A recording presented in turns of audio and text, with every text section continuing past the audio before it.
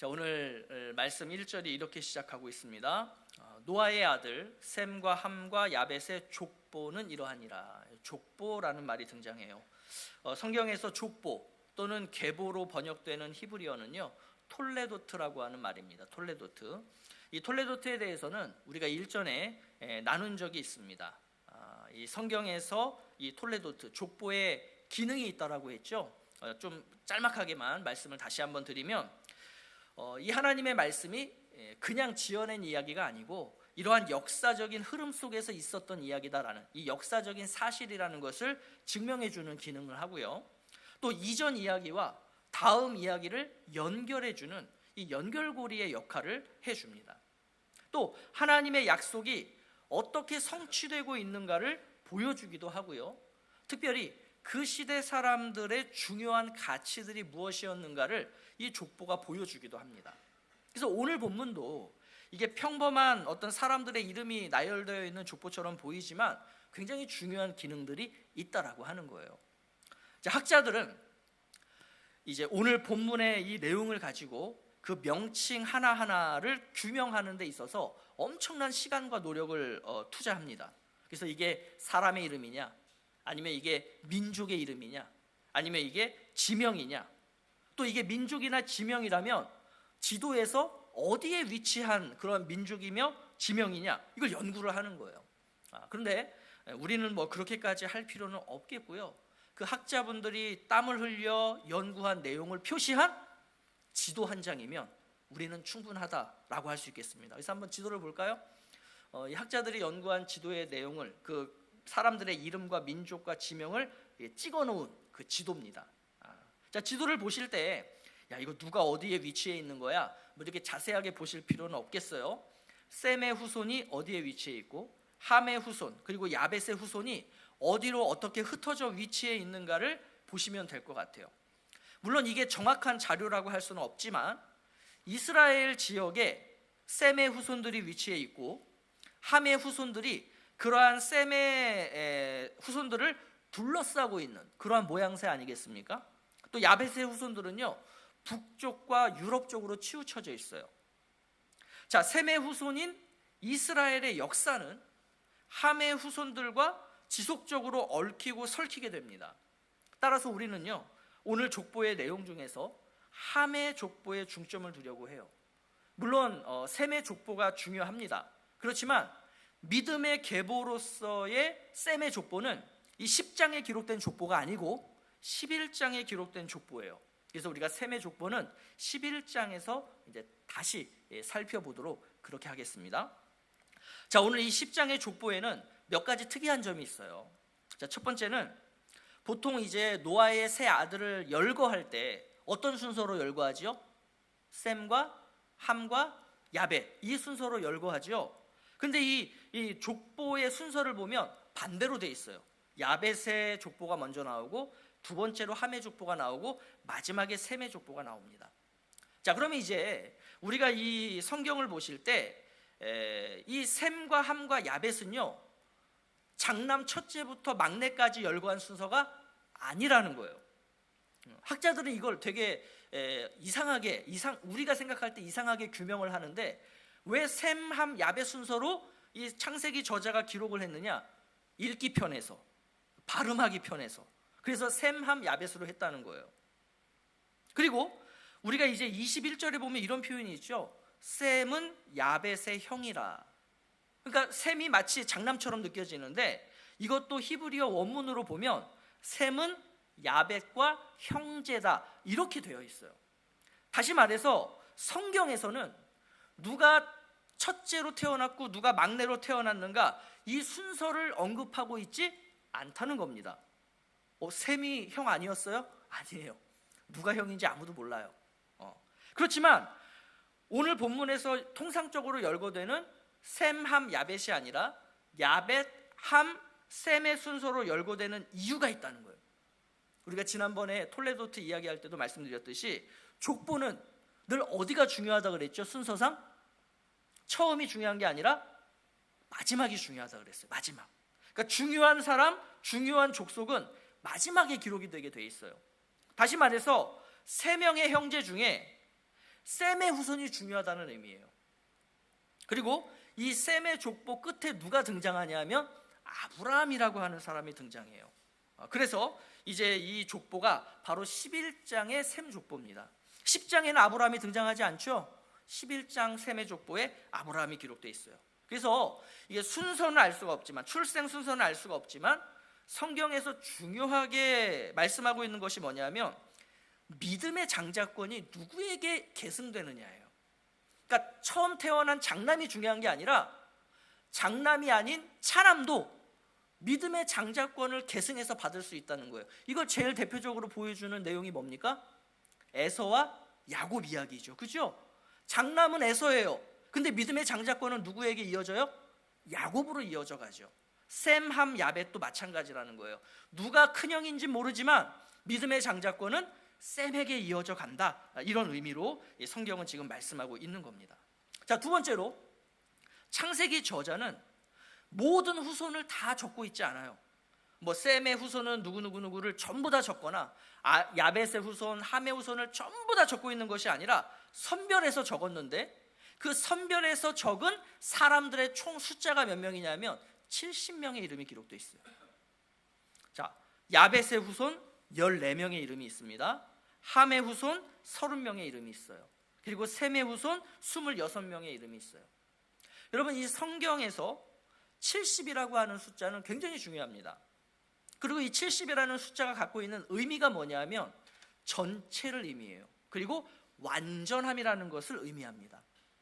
다시 말해서 이 창세기 저자는 선별한 이름으로 70명을 채움으로써 온 세상 민족, 온 세상 사람들이 다 누구의 후손이라는 거예요?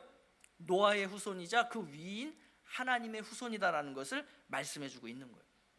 자, 세 번째로 시간 순서로 보자면요, 창세기 10장은 창세기 11장 바벨탑 사건 이후의 내용이라고 할 수 있어요. 그러니까 시간 순서로 따지면 11장의 바벨탑 사건 이야기가 나오고 그 다음에 시간 순서로 10장 이야기가 나와야 되는데 지금 창세기 저자는 의도적으로 이 10장과 11장의 내용을 뒤바꿔 놓고 있습니다. 그러니까 먼저 있었던 이야기를, 그러니까 나중에 있는 이야기를 먼저 기록하고 그 다음에 먼저 있었던 이야기를 그 후에 기록하고 있다는 거예요. 의도가 있다는 거죠. 자, 이러한 세 가지의 특이점을 제가 한번 종합을 해서 설명해 드리려고 하는데, 자, 먼저 이것을 여러분들이 기억하시면 좋겠어요. 10장과 11장의 이야기는 하나의 이야기다. 그러니까 이걸 두 개를 따로 떨어뜨려서 보시면 안 되고 10장과 11장은 하나의 이야기로 읽으셔야 된다는 거예요. 자, 그럼 그게 어떤 의미인가? 자, 하나님께서는 노아 그리고 그 세 자녀들과 언약을 맺으셨고 복을 주셨죠. 그죠? 자, 그 내용이 뭐였냐면 하나님께서 내가 다시는 인간의 죄악 때문에 이 세상을 홍수로 멸망하는 심판을 내가 하지 않겠다, 이걸 약속해 주셨어요. 자, 그러면서 뭘 또 약속하시냐면 생육하고 번성하여 땅에 충만하라는 이 복을 주시면서 하나님이 내가 이것을 이루어 갈 거야 라고 약속해 주셨어요.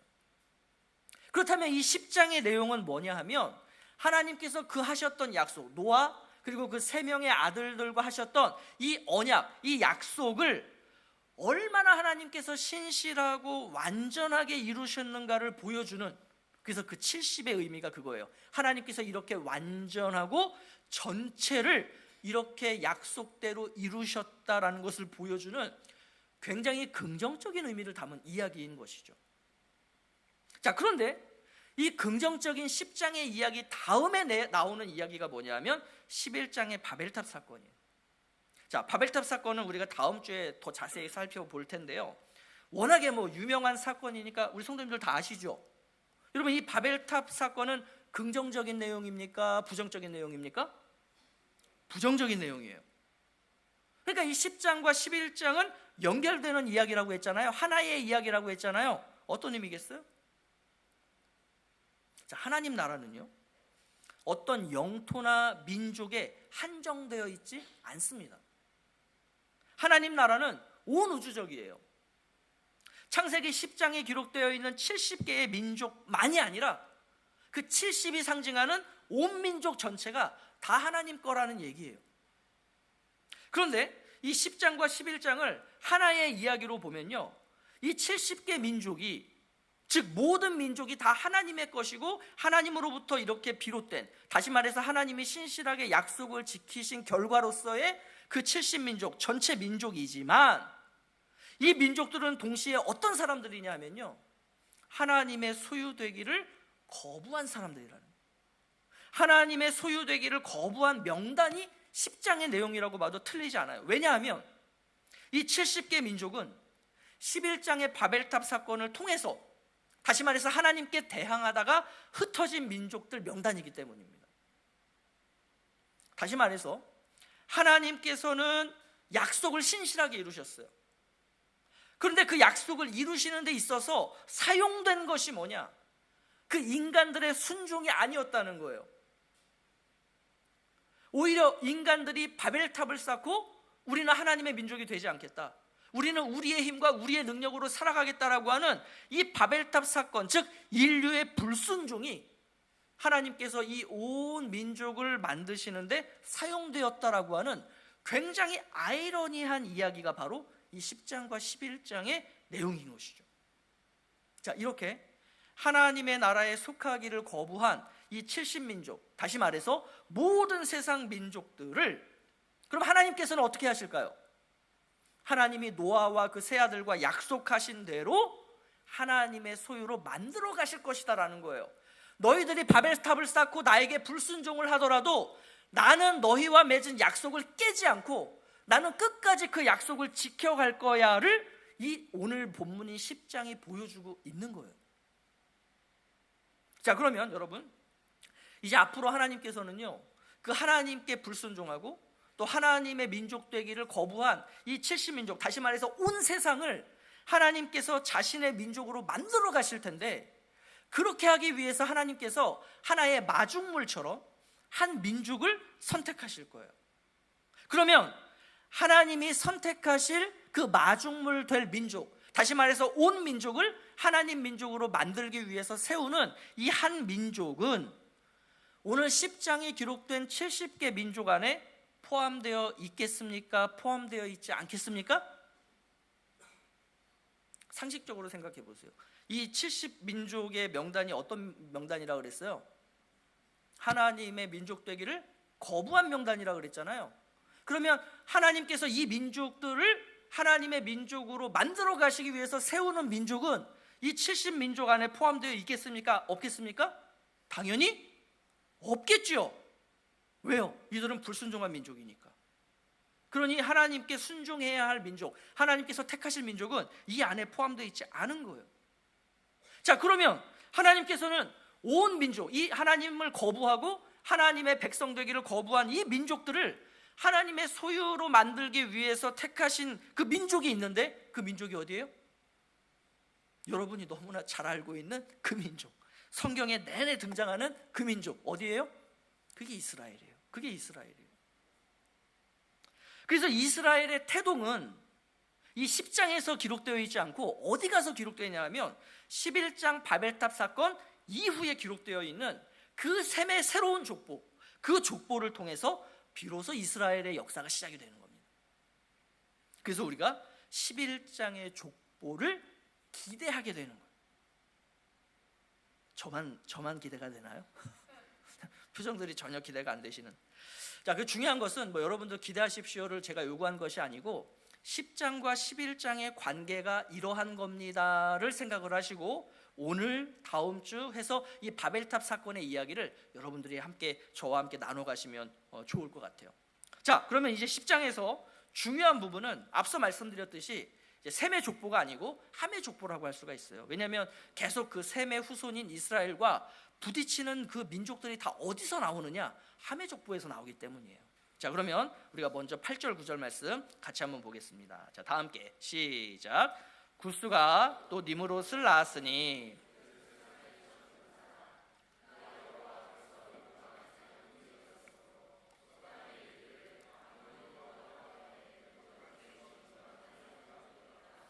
자, 구스가 누구냐면요, 함의 아들이에요. 그 함의 아들인 구스에게서 누가 나냐면 니므롯이라는 사람이 나게 됩니다. 그러니까 여러분들 우리가 족보를 볼 때, 성경에 있는 족보를 볼 때 뭐 늘 보면은 똑같은 패턴이 반복되죠. 누가 누구를 낳고 누가 누구를 낳고. 근데 그 족보 속에 늘 보면 어떤 사람에 대해서는 조금 더 부연 설명이 붙을 때가 있어요. 이거 되게 중요한 거라 그랬죠. 오늘 본문에서는 니므롯이 그런 인물이에요. 그러니까 족보에서 굉장히 중요한 이야기이겠죠. 자, 우리가 아까 8절 9절 말씀을 보니까 역시 눈에 띄는 표현들이 나타나요. 자, 니므롯은 세상의 첫 용사였대요. 자, 여호와 앞에서 용감한 사냥꾼이 되었대요. 그래서 명성까지 얻게 됐는데, 어떤 명성을 얻게 됐냐면 어떤 그 용감한 사람을 표현을 할 때, 야, 저 사람은 여호와 앞에 니므롯같이 용감한 사냥꾼이야 라고 표현되는 어떤 관용구 내지는 격언, 속담 이런 게 생겨났다는 거죠. 자, 그러면 니므롯을 설명하는 이 표현들이 여러분들이 이렇게 읽고 보실 때 긍정적으로 느껴지세요? 부정적으로 느껴지세요? 저는 처음에 이거 보면서 되게 긍정적으로 느껴졌어요. 그래서 이 니므롯을 누구랑 자꾸 매칭을 시켰냐면 그 골리앗과 싸워서 이긴 그 다윗과 같은 사람으로 저는 처음에 생각이 되더라고요. 근데 이걸 계속 묵상하고 연구하다 보니까 이게 긍정적인 표현이 아니었구나, 이게 부정적인 표현이었구나라는 것을 나중에 알게 됐어요. 자, 니므롯을 묘사하는 데 사용되는 이 단어들이요, 어디에 사용되는 단어들이냐면 폭군, 독재자, 제국주의적인 황제들을 설명할 때 사용되는 표현들이 이 니므롯을 표현하는 데 다 붙어 있는 거예요. 그러니까 다시 말해서 니므롯이라는 사람은 어떤 사람이었냐면 엄청난 힘과 폭력을 동원해서 사람들을 굴복시키고 지배했던 사람, 그렇게 영토를 확장했던 제국주의의 시초격이 바로 이 니므롯이라는 사람이에요. 자, 그의 그런 폭력과 폭정이 얼마나 대단했냐면 하나님이 보시기에도 야, 쟤는 너무 폭군인데? 쟤는 너무 폭정을 일삼는데? 이렇게 하나님이 평가하실 정도로 그러한 폭군이었다가 아까 우리가 읽었던 내용의 의미입니다. 자, 그러면 그러한 니므롯의 업적을 볼까요? 업적? 자, 그게 10절부터 12절의 말씀인데, 자, 우리 같이 한번 또 읽죠. 자, 시작. 그의 나라는 시날 땅의 바벨과 에렉과 악갓과 갈레에서 시작되었으며 그가 그 땅에서 아수르로 나아가 니느웨와 르호보딜과 갈라와 및 니느웨와 갈라 사이에 레센을 건설하였으니 이는 큰 성읍이라. 자, 우리에게 되게 익숙한 단어들이 지금 나오죠. 자, 시날 땅의 바벨이라는 말은 이제 나중에 11장에 가면 다시 한번 등장합니다. 다시 말해서 바벨탑 사건의 주동자가 누구였다는 거예요? 바로 이 니므롯이라는 사람이었다는 거예요. 자, 그리고 바벨 하면 여러분들 어느 나라가 생각이 나요? 바벨 하면 바벨론이라고 하는 그 제국이 떠오르죠. 또 아까 우리가 본 11장에 보면 아수르라고 하는 그 지역이 등장합니다. 원래 이 아수르 지역은요, 셈의 자손이 먼저 차지했던 땅이에요. 근데 아까 11절에 보니까 뭐라고 되어 있냐면 니므롯이 아수르로 나아가 그 셈족이 차지했던, 다시 말해서 자신들의 형제들이 차지했던 그 땅을 힘으로 빼앗고 그곳에 큰 성읍을 건설했다는 거예요. 그러면 이것이 훗날 어느 제국이 되겠어요? 아수르 제국이 되는 거예요. 자, 그러면 이 아수르와 바벨론이 이 니므롯이라고 하는 사람에게서 공통적으로 지금 나타나고 있는데, 이 아수르와 바벨론의 공통점이 있어요. 여러분, 그게 뭘까요? 아수르와 바벨론은 성경 역사에서 가장 강하게 등장했던 제국주의들 중에 하나로 언급이 됩니다. 그죠? 막강한 힘과 그 폭력과 무자비함으로 대표되는 세상의 가치로서 성경에 등장되는 그 민족이 아수르와 바벨론이라는 거예요. 실제 역사 속에서 볼 때 그 이스라엘이 우리 한국처럼 남북으로 나뉘어졌었거든요. 북쪽 이스라엘을 멸망시킨 제국이 어디냐면 아수르 제국이에요. 남쪽 유다를 멸망시킨 제국이 어디냐면 바벨론 제국이에요. 다시 말해서 지금 이스라엘 백성들, 즉 셈의 후손들은 인류 역사 속에서 계속해서 누구에게 짓밟힘을 당했냐면 바로 이 함의 자손들, 이 니므롯의 후손들에게 짓밟힘을 당했다는 거죠. 자, 그러다 보니 여기서 이제 우리가 떠올리게 되는 한 구절이 있어요. 그게 뭐냐면 창세기 9장 25절 말씀이에요. 우리 같이 한번 볼까요? 자, 이렇게 되어 있죠. 이에 이르되 가나안은 저주를 받아 그의 형제의 종들의 종이 되기를 원한다. 그러니까 노아가 그 함의 아들인 가나안에게 저주를 내려요. 그 저주가 뭐냐면 너의 후손들이 그 형제의 후손들의 종이 되기를 원한다, 이런 저주였어요. 그런데 인류의 역사를 보니 그 가나안의 후손이 셈과 야벳의 종이 되는 것이 아니고 노아의 저주와는 다르게 함의 자손들은 그 누구보다도 강한 힘과 권세를 가진 자들, 정복자들로 묘사되고 있다는 거예요. 그러니까 니므롯은 가나안의 후손이 아니잖아요. 구스의 후손이잖아요. 그래서 이렇게 된 거겠어요? 아니죠. 그럼 우리가 지난주에 살펴봤듯이 노아가 가나안에게 저주를 내린 것은 그런 의미가 아니라 그랬잖아요. 어떤 혈통의 개념에서의 가나안의 후손이 아니라 가인의 문화를 따르는 자들, 하나님을 거부하고 가인의 가치관과 문화관을 가지고 살아가는 그 모든 사람들을 가리키는 말이다, 이렇게 우리가 이야기를 했지 않습니까? 그리고 또 함의 아들 중에 누가 있냐면요, 미스라임이라고 하는 사람이 있어요. 이 미스라임은 누구의 선조냐면 애굽, 이집트의 선조예요. 그러니까 이렇게 놓고 보니 지금 함의 후손들이 셈의 후손의 종이 되는 것이 아니라 오히려 셈의 후손이 함의 후손들의 종이 되었던 거 아니겠습니까? 그렇죠? 그러니까 우리가 당황하게 되는 거예요. 아니, 노아의 저주와는 반대되는 모습으로 인류 역사가 진행되기 때문에 우리가 여기서 당혹스러운 거죠. 심지어 이 창세기 말씀을 처음 받았던 이스라엘 민족은 얼마나 당황스러웠겠습니까?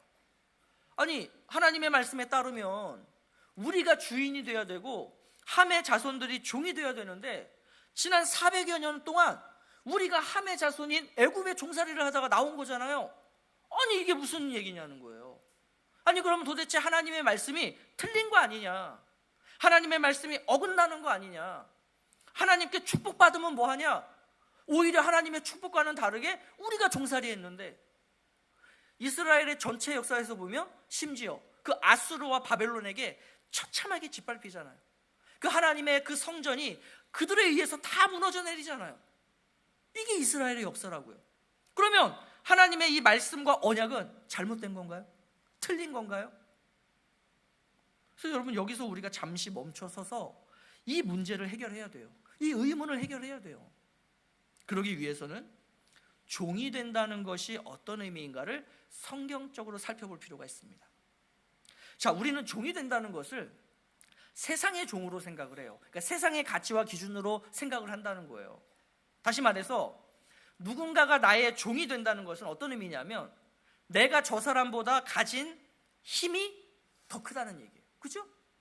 또 누군가가 나의 종이 된다는 것은 내가 가진 물질이 저 사람보다 많아야 되는 거예요. 또 누군가가 나의 종이 된다는 것은 그 사람의 명성과 인기가 나보다 없어야 되는 거예요. 그러니 내가 누군가를 지배하고 통치하고 다스리려면 어떻게 해야 됩니까? 더 많은 물질을 가져야 되고, 더 많은 권력을 가져야 되고, 더 많은 명예를 가져야 되는 거예요. 그러니까 이게 세상적인 가치관과 관점으로 바라보는 종의 개념이고, 이게 복의 개념이에요. 그런데 성경은 그렇게 말씀하고 있지 않아요. 성경이 말씀하시는 종이 된다는 의미는 그게 아니에요. 그래서 우리가 두 가지를 생각을 하셔야 되는데, 첫 번째는 뭐냐면 하나님의 일반 은총입니다. 하나님의 일반 은총. 자, 하나님의 복과 저주, 하나님의 은혜와 심판이라고 하는 것은 어떤 세상적인 가치들로 주어지는 것이 아니라는 거죠. 여러분, 하나님은요, 복된 사람이든 저주받은 사람이든, 은혜를 받은 사람이든 심판을 받은 사람이든, 예수를 믿는 그리스도인이든 예수를 믿지 않는 넌 그리스도인이든 이 세상의 가치에 대해서는 모두에게 공평하게 주시는 분이시라는 거예요. 이거 우리가 신학적인 용어로 뭐라고 표현하냐면 이걸 일반 은총이라고 표현하는 겁니다. 예를 들어서 이런 거죠. 자, 같은 동네에 농사를 짓는 두 사람이 있어요. 이 두 사람이 짓는 그 논이 딱 붙어 있어요. 이 밭길, 이 논길 하나, 논두렁 하나를 사이에 두고 두 논이 붙어 있어요. 자, A라는 사람은 예수 그리스도를 믿는 그리스도인이에요. B라는 사람은 예수님 믿지 않는 그냥 세상에 속한 사람이에요. 그러면 하나님이 우리에게 복을 주신다, 또 하나님이 우리에게 다스리고 통치해라라고 하셨을 때 예수를 믿는 사람, 복받은 사람에게는 하나님께서 늘 논에서 벼가 잘 자라도록 비를 내려주시고 그 논두렁을 사이에 두고 이쪽 믿지 않는 사람에게는 늘 그냥 해만 비춰갖고 논바닥이 쩍쩍 갈라지게 만들어서 이쪽에게 그런 식으로 복을 주신다는 게 아니라는 거예요. 아니라는 거예요. 자, 마찬가지로 비즈니스, 성도가 하는 비즈니스이기 때문에 하나님께서 늘 대박나게 하시고, 성도가 아닌 사람이 하는 비즈니스이기 때문에 하나님께서는 그 사람들이 늘 쪽박차게 하시는 그런 하나님이 아니라는 겁니다. 그러니까 우리가 이걸 모르면 자꾸 우리도 어떻게 생각을 해요? 아니, 하나님, 이스라엘 백성들은 함의 자손들의 종살이를 했고 함의 후손들은 종이 되겠다라고 하나님이 말씀해 놓고는 오히려 이 사람들이 더 많은 힘과 권력과 그리고 명예와 돈을 가지고 이스라엘 백성들을 지배하고 다스렸잖아요. 이거 하나님 말씀 틀린 거 아니에요? 라고 생각하게 만든다는 거예요. 여러분, 오히려 하나님은요, 이 일반 은총이라는 것을 모든 사람에게 공평하게 해주신다는 거예요. 자, 노아, 셈, 함, 야벳, 이 네 사람과 약속을 맺으시면서 하나님이 복을 주실 때는 함에게도 그 복이 주어진 거예요. 생육하고 번성하라, 땅에 충만하라, 정복하고 다스려라가 함에게도 주어진 복이에요. 아니 뭐 하나님께서 함이 가인의 문화와 가인의 가치관을 따라서 살아갈 거를 몰라서 하나님이 그런 함에게 복을 주셨겠어요? 아니죠. 다시 말해서 하나님의 복이라고 하는 것은, 이 세상에서의 복이라고 하는 것은 믿는 사람이든 믿지 않는 사람이든 모두에게 공평하게 주어진다는 거예요. 믿는 사람에게도 햇빛은 비치고요, 믿지 않는 사람에게도 햇빛은 비치는 거예요. 믿는 사람에게도 밤과 낮이 찾아오고요, 믿지 않는 사람에게도 밤과 낮이 찾아오는 거예요. 믿는 사람도 가난할 수 있고 믿지 않는 사람도 가난할 수 있고요, 믿는 사람이 부자 될 수 있고 믿지 않는 사람도 부자 될 수 있는 거예요. 심지어 믿지 않는 사람들이 믿는 사람들보다 더 많이 될 수 있어요, 없어요? 있다는 거예요. 이게 하나님의 일반 은총이에요.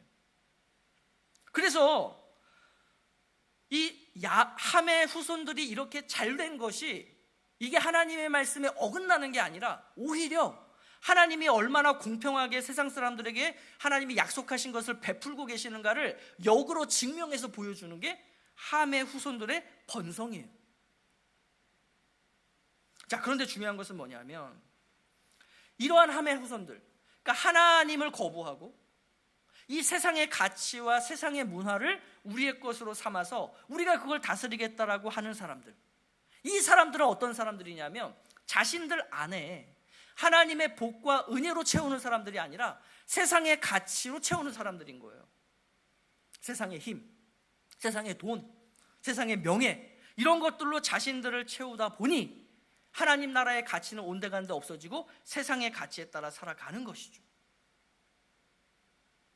그래서 성경이 일관되게 말씀하고 있는 것이 뭐냐면 악인이 이 세상에서 잘 되는 것에 대해서 동경하고 부러워하라는 거예요? 그러지 말라는 거예요? 그러지 말라는 거죠. 왜요? 그게 복이 아니기 때문이에요. 이 세상에서 돈 많고 권력 많고 명예롭게 살아가는 게 그게 복이 아니라는 거예요.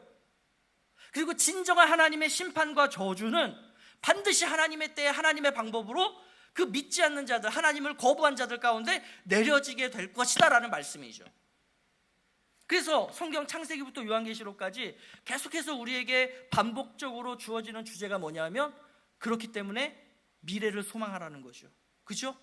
그리고 현재의 것들을 바라보지 말고 믿음의 눈으로 하나님을 바라보라는 것이 성경에서 계속해서 반복되는 주제인 거예요.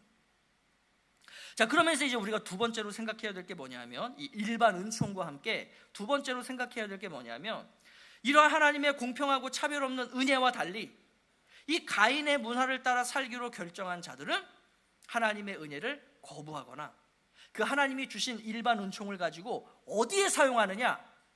악한 욕망을 채우는데 그것들을 사용했다는 거예요. 다시 말해서 함의 후손들, 즉 가인의 문화와 가인의 가치에 따라 사는 자들은요, 하나님의 복을 받지 못했기 때문에 이 땅의 것들을 더 목말라 하고 이 땅의 가치들의 소망을 둘 수밖에 없다라는 것입니다. 자, 그렇다면 이제 성경은 우리에게 도전을 하는 거죠.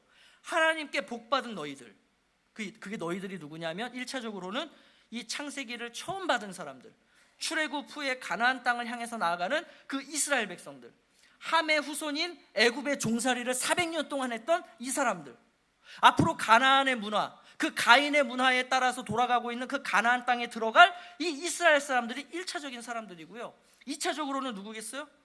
오늘날 이 가인의 문화로 형성되어 있는 이 세상 속에서 살아가는 우리 그리스도인들이겠죠. 그러한 너희들은 이 가나안 땅에 들어간다면, 또 오늘날 이 세상에서 살아갈 때 너희들은 어떻게 살 건데, 이거를 지금 도전하고 있는 거예요. 어떤 가치를 추구할 것이냐?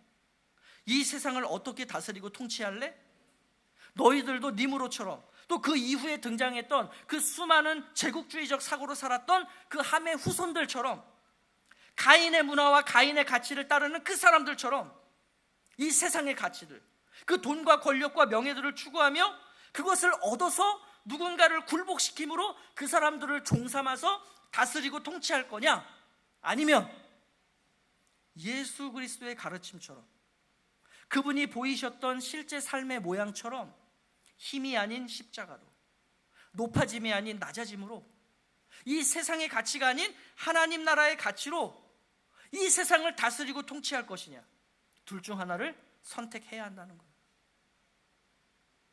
하나님이 마중물처럼 세우실 이스라엘 민족은 바로 이 후자, 높아짐이 아닌 낮아짐으로, 힘이 아닌 십자가로 이 세상의 가치관이 아닌 하나님 나라의 가치관으로 이 세상을 살아갈 사람들의 모임, 그게 바로 하나님이 선택하시고자 하는, 만들어 가시고자 하는 이스라엘이라는 거예요. 정리하자면, 여러분, 오늘 본문은 세상적으로 힘있고 권세 있으며 부유한 그러한 함의 자손들의 모습을 동경하거나 그러한 것들에 겁먹지 말고, 창조 주시며 온 민족들의 진정한 왕 되시는 그 하나님이 바로 나의 하나님, 우리의 하나님 되신다는 것을 믿음으로 바라보라. 그리고 하나님 나라의 가치에 따라 순종하는 삶을 살아가라.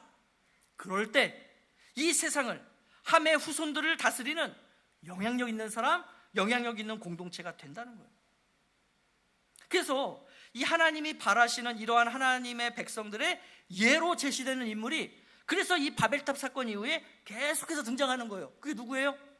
아브라함 등장하죠, 이삭 등장하죠, 야곱 등장하죠, 그리고 요셉 등장하죠. 여러분, 특별히 요셉을 생각해 보세요. 요셉은 어떤 사람이었습니까? 애굽, 함의 후손인 애굽의 노예, 종으로 살았던 사람이에요. 그럼 이거 하나님 말씀과 반대되는 얘기잖아요. 함의 후손들이 셈의 후손인 요셉의 종이 되어야 되는데, 지금 요셉은 함의 후손인 애굽의 종이 되어서 살아가고 있었단 말이죠. 그러면 요셉이 그렇게 살면서 나도 이 애굽처럼, 이 함의 자손들처럼 저들보다 더 많은 힘, 더 많은 권력, 더 많은 명예, 더 많은 돈을 모아서 내가 저 사람들을 힘으로 굴복시키겠다, 그래서 내가 하나님의 말씀을 성취하겠다, 이랬어요? 그러지 않았잖아요. 요셉은 어떻게 했습니까? 그 노예로 살아가면서 늘 하나님이 나와 함께 하신다는 것을 인정하면서 믿음으로 바라보면서 자신에게 주어진 노예로서의 삶에 최선을 다하면서 하나님 나라의 가치대로 살았잖아요. 그렇게 했더니 하나님께서 그 요셉을 어떻게 만드세요? 애굽의 총리가 되게 하시고 모든 애굽 사람들이 그 요셉의 말을 듣게 만드시잖아요. 이게 바로 하나님이 원하시는 하나님 나라, 하나님이 원하시는 하나님 나라의 백성들의 모델인 거예요. 오늘 저와 여러분, 그리고 우리의 가정들과 우리의 청도 한인교회가 이렇게 영향력을 발휘하는 사람들, 이러한 영향력을 가지고 살아가는 공동체가 될 수 있기를 간절히 원합니다. 세상은 우리에게 이 가인의 문화와 가치를 따라 살라고 때로는 무섭게 겁박하기도 하고요, 때로는 부드럽게 유혹하기도 할 거예요. 또 악인이 세상에서 잘 되는 모습들을 보면서 자괴감에 빠지도록 만들기도 할 거예요.